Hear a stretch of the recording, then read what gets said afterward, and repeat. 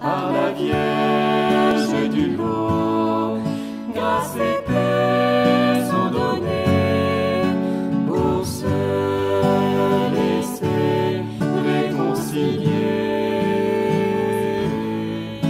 Par la Vierge du lot, grâce et paix sont données pour se laisser réconcilier.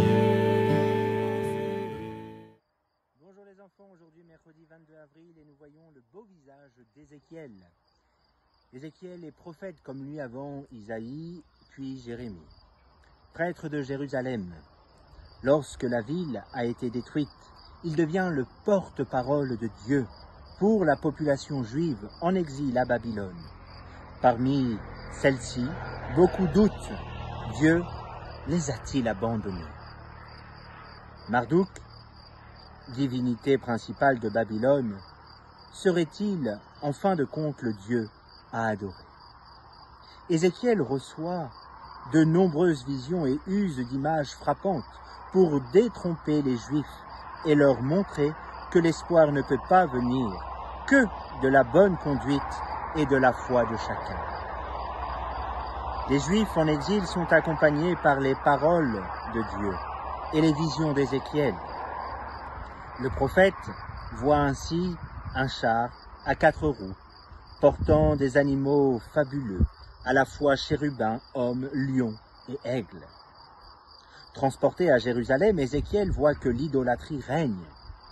Dieu envoie 6 hommes tuer tous les habitants, sauf ceux qui soupirent et gémissent. Un ange révèle précisément à Ézéchiel les caractéristiques du temple qui sera reconstruit à Jérusalem. Ézéchiel a alors une vision. Il se trouve dans une vallée couverte d'ossements humains très secs, où Dieu lui ordonne de prophétiser.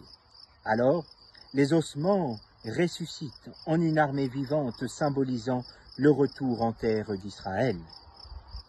Ézéchiel, prêtre à Jérusalem, fait partie de la première déportation à Babylone. Il perd alors sa famille. C'est ainsi sa généalogie. Ézéchiel dénonce Marduk, principal dieu des vainqueurs, comme n'étant qu'une idole, un faux dieu. Par cette image d'ossements envoyés par Dieu, Ézéchiel annonce le retour des exilés sur leur terre, leur retour à la vie. Les visions font partie intégrante de la prophétie. Les roues figurent une vision mystique du règne de Dieu. Le prophète de l'exil, vous trouverez toutes ces sources dans le livre d'Ézéchiel. Et quand on lit ce livre d'Ézéchiel, on a l'impression d'être en ce moment même, de vivre des idoles, d'avoir oublié Dieu.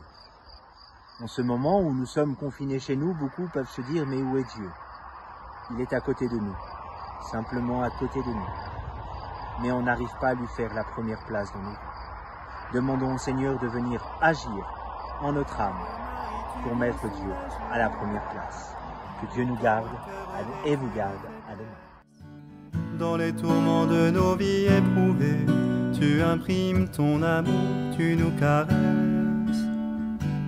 Tu embaumes nos cœurs de tes parfums. Vierge du lot, tu nous demandes aussi de répandre auprès de notre prochain la senteur de ton Fils, Jésus le Christ.